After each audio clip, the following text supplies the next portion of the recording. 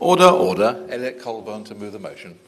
Thank you, Sir Edward, and it's a pleasure to serve under your chairmanship. And I beg to move that this House has considered support for small and medium-sized enterprises, or SMEs, during the COVID-19 pandemic. And at the request of the Petitions Committee, I additionally beg to move that this House has considered e-petition 305024, entitled Extend Grants Immediately to Small Businesses Outside of Small Business Rate Relief, and e-petition 307959, entitled Business Aid Relief to be extended to all small businesses in healthcare. Sir Edward, SMEs account for the overwhelming majority of businesses in the UK. And in Carshalton and Wallington, for example, nearly 90% of businesses are micro-businesses, having only 0 to 9 employees. And SMEs make up 99.8% of all business in my constituency.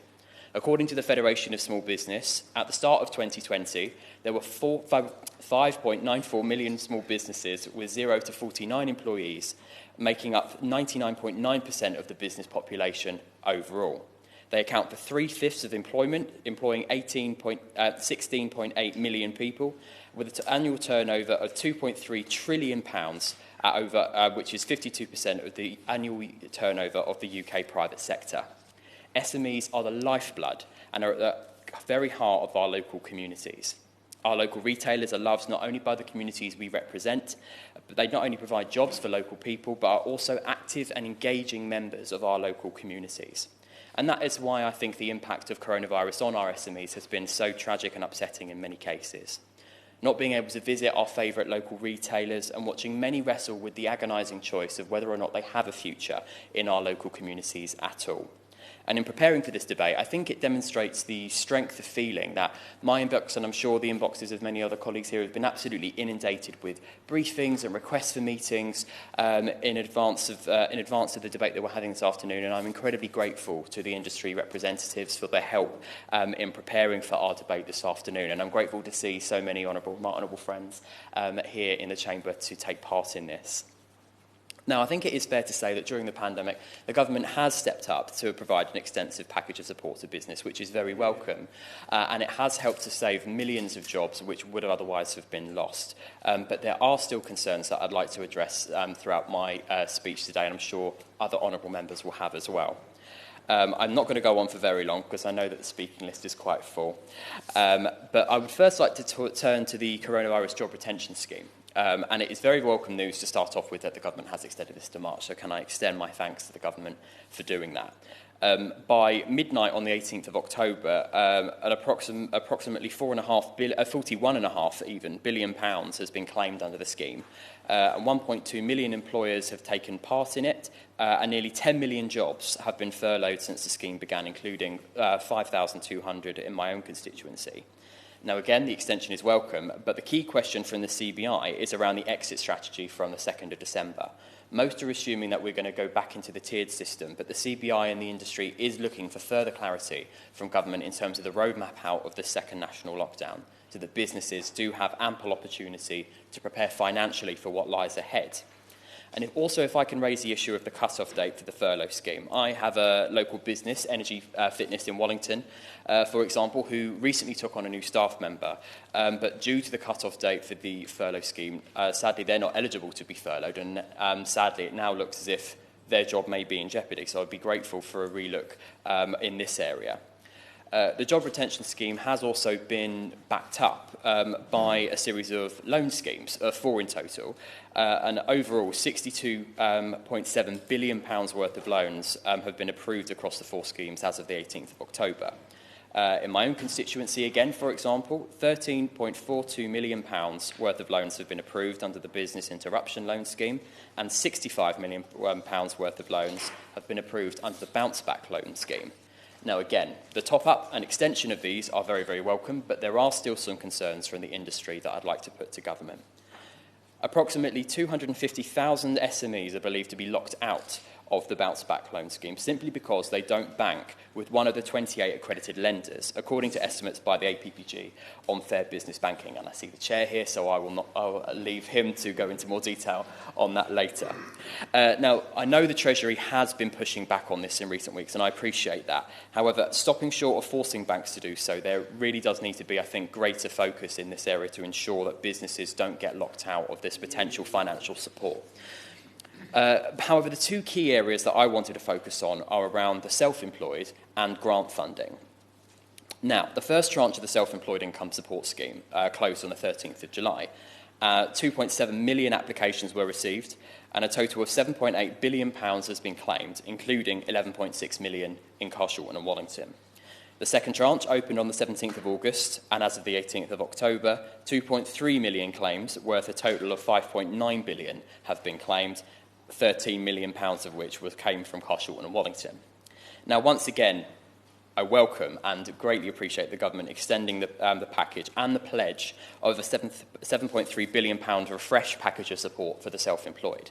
However, there are still some real issues of concerns. A study by the LSE Centre for Economic Performance found that in August, a month that saw the economy beginning to recover from the first lockdown, 58% of the UK's 5 million self-employed had worked less than normal. A fifth of the self-employed anticipated quitting altogether, rising to 58% for those under the age of 25. 1 million people in the UK are apparently planning to give up being self-employed after seeing their earnings decimated by the COVID-19 pandemic. And this was highlighted just this morning by the Federation for Small Business, who commented on the figures released today that 500,000 fewer people are registered as self-employed now than they were last year.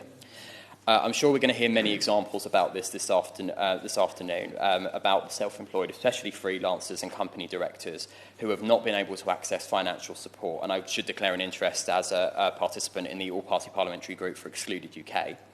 And this group emerged back in March off the back of the first round of announcements of financial support.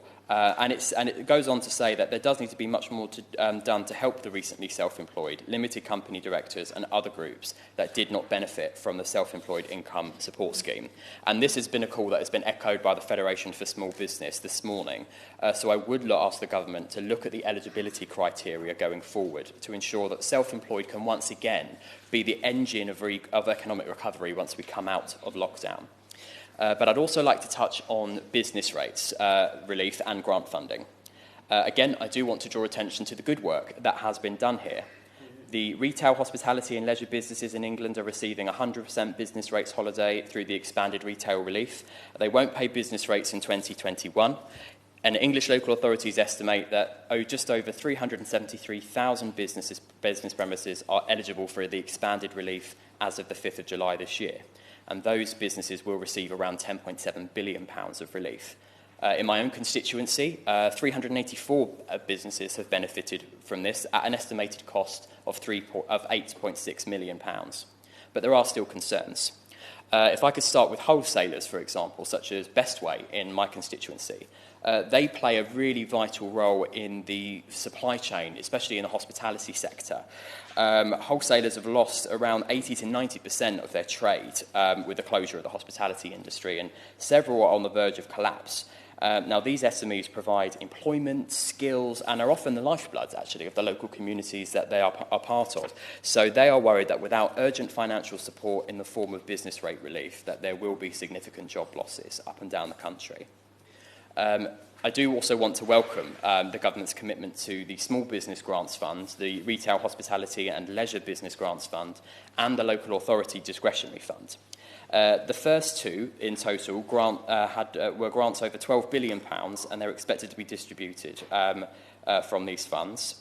As of the 16th of August, £11 billion has been paid out to nearly 900,000 business properties. But I particularly do want to thank the government for the Local Authority Discretionary Fund. So far, grants of over £239 million have been paid out to over 37,500 businesses. In Carshalton and Wallington, this has come in the form of £6.6 million paid in small business grants, £4.4 million paid in retail, hospitality and leisure, and £510,000 in discretionary grants. The discretionary grants I do actually want to pay particular tribute to the government for introducing, because there were real concerns at the time from businesses that fell out of the original grant scheme, particularly those who did not qualify, who didn't pay business rates, either predominantly those who actually just didn't pay them because of a rental agreement, because they were a tenant of the council, for example, or those in shared offices. So I had park cafes as an example, like Beddington Pavilion, Mellows Park, Sassis in the Grove and Cheam Park Cafe, as well as the Sutton Business Park in Hackbridge, all of whom were, by every stretch of the imagination, a small business and would fall into it if they had a property of their own, but simply because of their rental agreement weren't eligible for these grants. So I do thank the government for making the move on that. However, there are some lingering concerns when it comes to grants. This morning, the Federation of Small Business expressed concerns that the grants were not at the same level as they were in March 2020. They've asked essentially what the difference is this time. The grants need to be bigger than the 3,000 put forward, because SMEs really are struggling with cash flow, and this would really help. And in addition, some businesses still fall outside the scope of the grants. One example from my own constituency is the Windsor Castle, who are having really difficult conversations at the moment about the possibility of closing altogether. Their rateable value means that they are not eligible for financial support, and they're having real concerns about coming out the other side of this crisis. Indeed, one of the petitions we're considering here this afternoon is focused on the grants, and the prayer of this petition goes on to state that cash grants are only for businesses in receipt of small business rates relief or rural relief, or for particular sectors. Small businesses are dying by the day and jobs are being lost. We need fast, easy access to cash grants for small businesses, enabling them to survive COVID-19. Therefore, I would hope that the government would review the scope and reach of these grants going forward. Now, given the time constraints, I'm not going to go on to list everything the government has provided or the concerns from the sector. I'm sure we're going to hear lots and lots of that from honourable members here today. But if I could pick up just one anomaly with the Minister that I would ask him to go away and take a look at, and that's around the 5% VAT cut on admissions. There seems to be a problem in the system that I hope the Minister will take away and look at for me, that bowling alleys are not eligible for this 5% admission when events such as trampolining, mini-golf and cinemas, for example, are. And that seems to me just to be quite a strange anomaly in the system. So I'd be grateful if the Minister could take that back and take a look. But in bringing my remarks to a close and allowing other members to get in, I am grateful to the support that the government has provided to SMEs so far. But I think what businesses, and indeed all of us, need is a clear roadmap to reopening. The government has been clear, and I do agree, that repeated lockdowns are not the answer. And yesterday we had some good news about a potential vaccine, but we know that the rollout will not happen overnight, and we know that going back to some semblance of normality is not going to happen anytime soon. That is why we essentially need a plan for living longer term with the virus, one that doesn't shut down huge swathes of our economy and put jobs at further risk. So consequently, on top of the financial support that I've already outlined and addressing the concerns for the sector, I do hope that we can get that roadmap and plan for what operating a business will look like after we get out of this second lockdown. Because uncertainty is one of the worst things that can happen for a business, and it can be just as damaging to SMEs as poor cash flow. So I hope that we can look at the support for our SMEs that is being called for by the sector, get that roadmap to reopening, and give SMEs the confidence to start planning for the future. The question is that this House has considered support for SMEs during the COVID-19 pandemic. Now, we've got quite a few speakers, so if everybody keeps to under 5 minutes, everybody can get in. So before you get to speak, can you look at the clock and make sure that within 5 minutes you sit down? Thank you. However interesting your comments may be.